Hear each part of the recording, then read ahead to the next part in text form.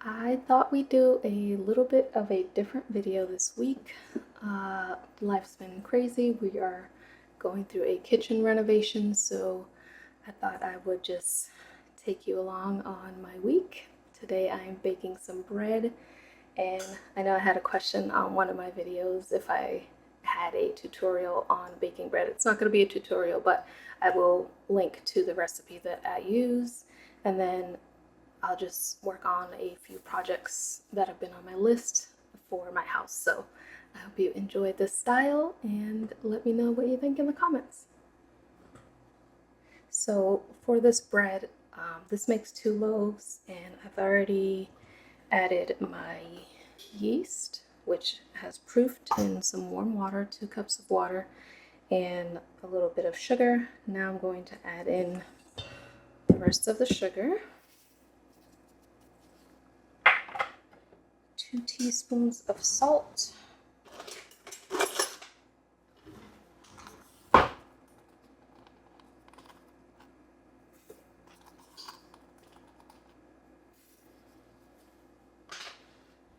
and 2 tablespoons of some avocado oil.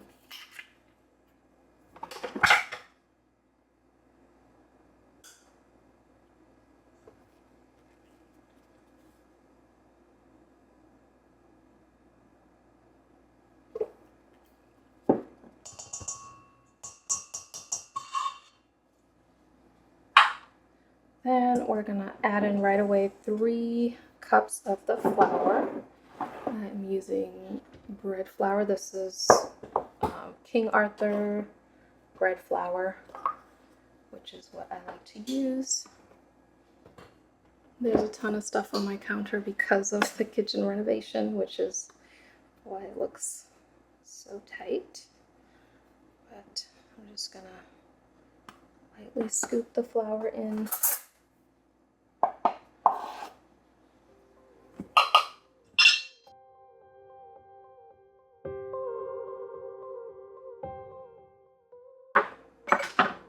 So what I like to do, you can just go straight to your mixer, but my mixer is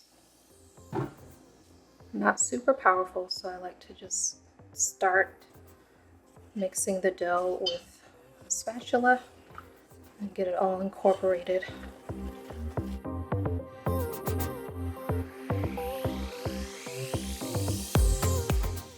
Add 1 more cup.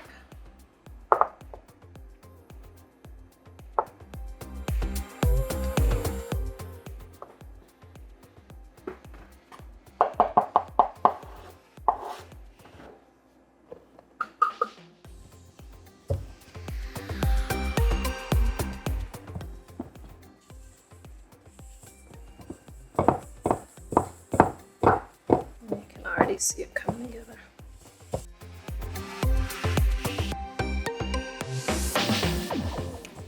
Something that I learned is, because my mixer takes so long to knead, if I just mix this and let it rest a minute and then get the rest of the flour ready, it kind of helps it to incorporate quicker, and then I don't have to knead as long with the machine.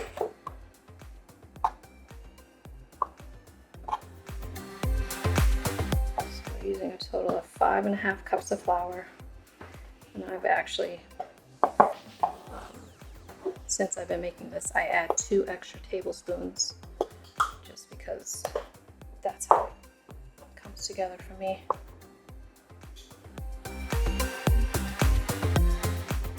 So that's 5.5.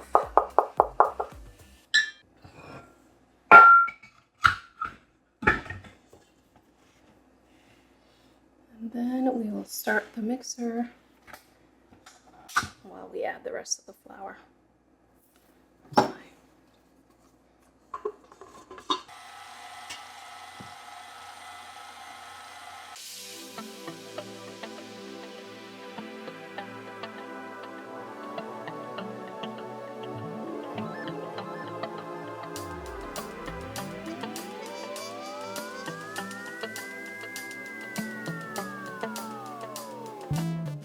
So this is after The machine's been kneading for about 5 minutes, and it should start looking more solid. And I typically have to go about 10 minutes or so with this mixer because it's just not that powerful. But if you have a newer one or a more powerful one, it should only take about 5 to 6 minutes total. So I'll show you when it's all.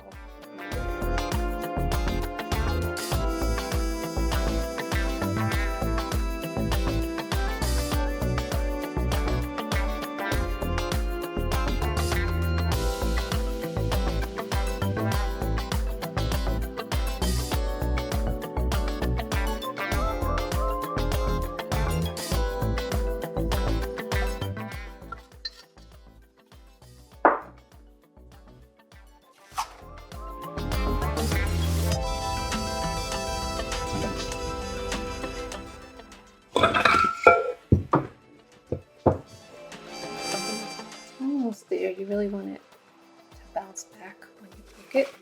So I typically knead it for another like 2 or 3 minutes by hand. And I just like to spray a little avocado oil, which helps it not to stick. And that extra oil actually makes the bread really soft. So scrape it out because we're going to put it right back in this bowl to rise.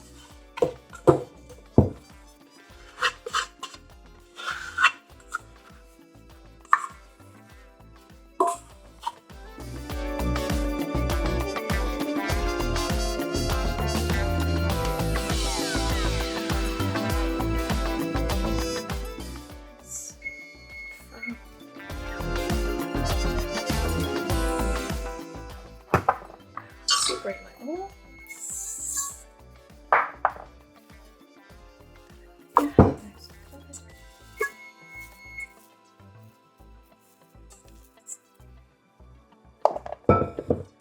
We'll just cover that with plastic wrap while it's rising.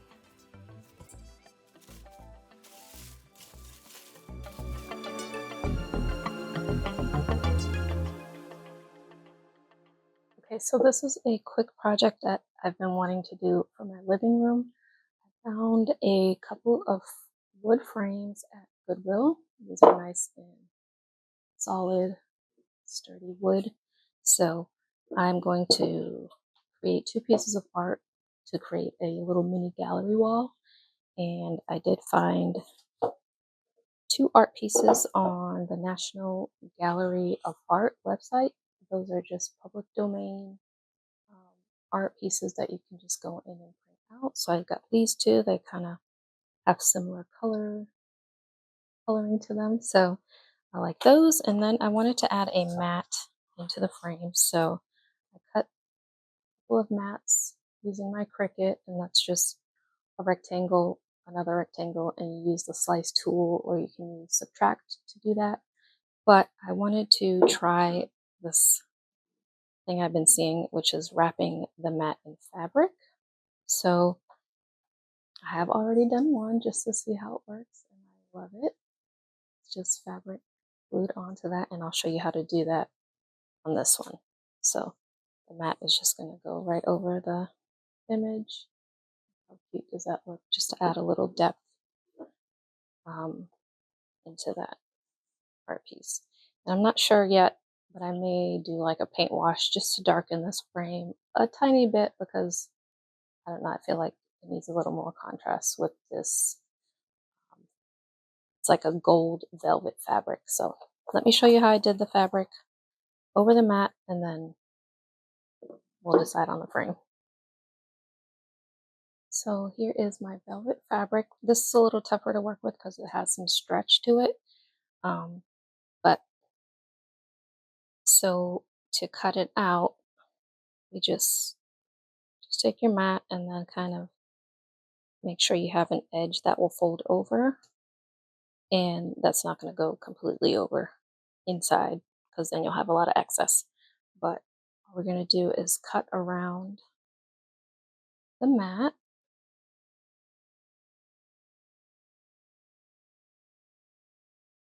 And you can kind of see how that's shifting because it's stretchy, but we'll make it work. So that's all I need. And then to cut out the middle, what I used was a fabric marker. You can probably just use a pen depending on what type of fabric you're using, or pencil. And then I'm going to make an X right down the middle. This doesn't have to be perfect, guys. I just did it with the other one. So, and then what I did is mark the corners so I know exactly where, especially with the stretchy fabric, this is going to be important.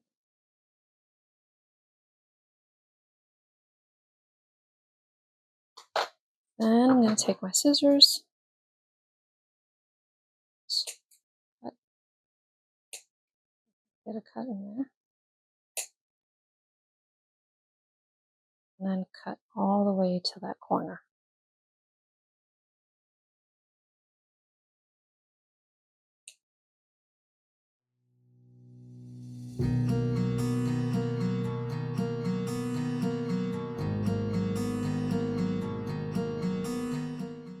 We have, and that's going to allow us to hold and glue.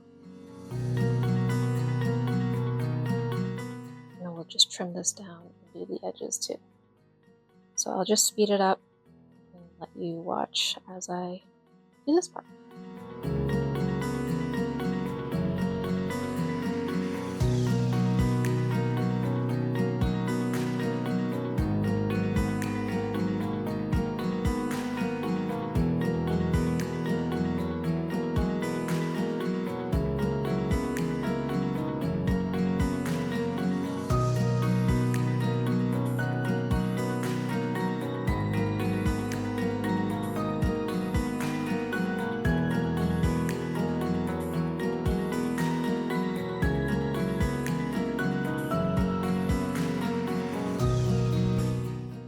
Here it is, all finished. First one.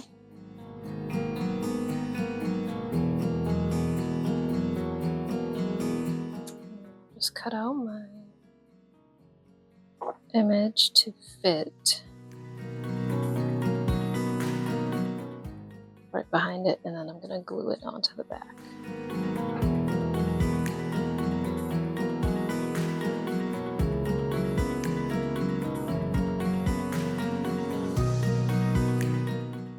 I think I am going to go ahead and do the paint wash, but you let me know what you think. You like it like this, or I'll show you after.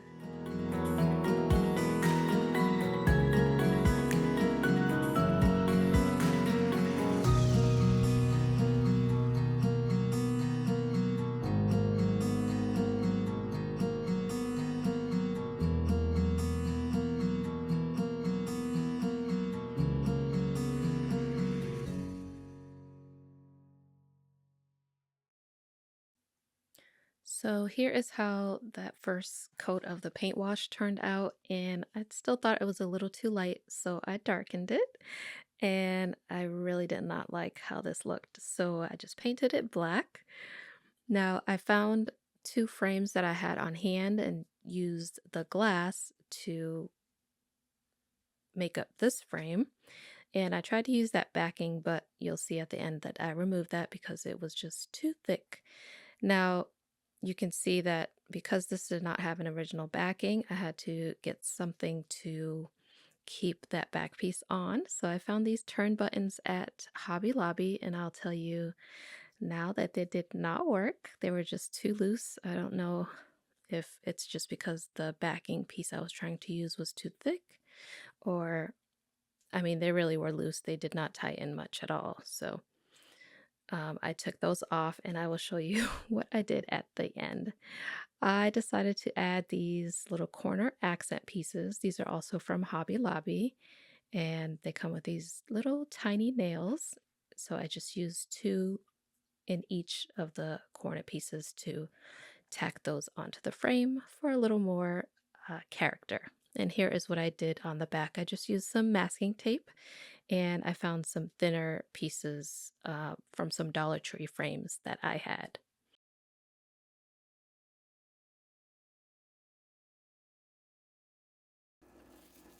Alright, so here is my dough. It's doubled in size.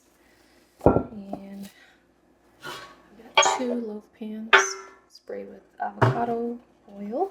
And we're going to divide the dough into those 2 pans.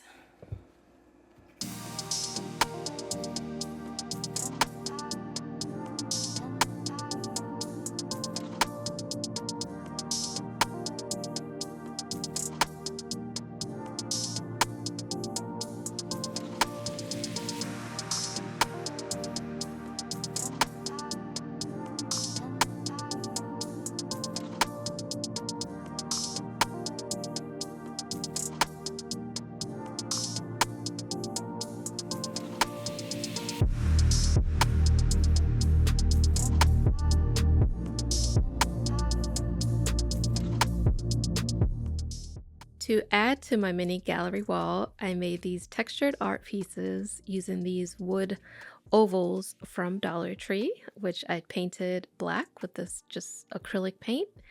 And after that was dry, to add that metallic detail around the edges, I used this metallic luster by Decor. It's sort of like a rub and buff, just different brand. And I like applying this with a makeup sponge because it allows me to get into those curves and just be very detailed with it.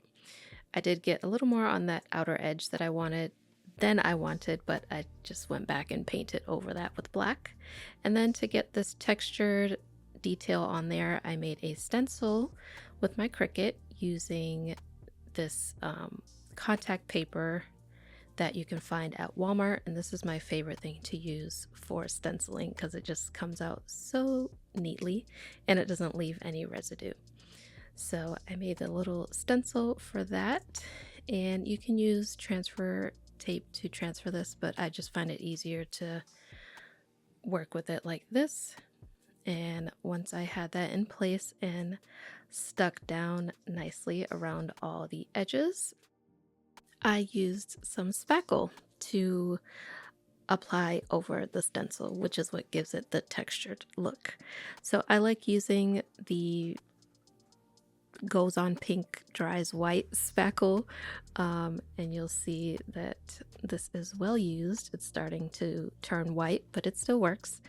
And I will just use a spackling tool to apply this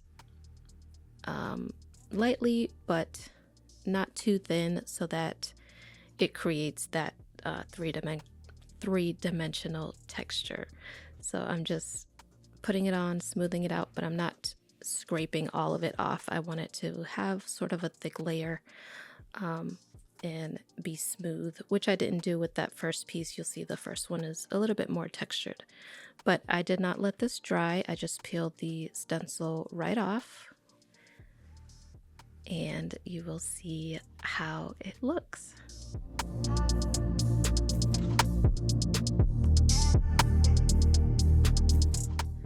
Now you can see here that some of those edges just had a little bit of roughness around them where the spackle kind of lifted up, and while it's still wet you can just take your finger and kind of tap that down, but I'm not too worried about it. I kind of like the character that it adds to the piece. So here's that first one. You can kind of see this chipped a little bit, but I'm not worried about it. I like how it looks. Now to hang these, I like using this self-tapping hanging hardware, and you can find these on Amazon or at a hardware store, and it works perfectly for this soft wood where you can just align it, center it, and just press it into place without using any tools.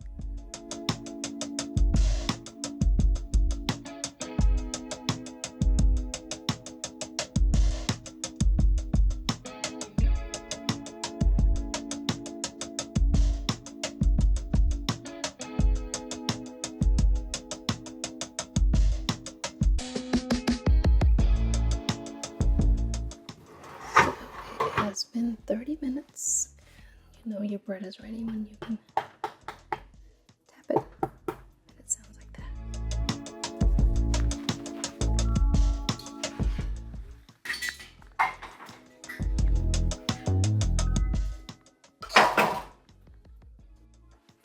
I'm just gonna loosen it from here.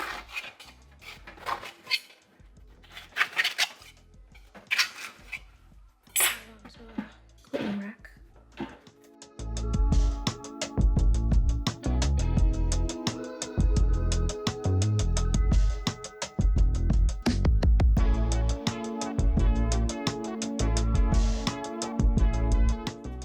And to finish it off, I'm just spread a little bit of butter right over the top while it's still hot.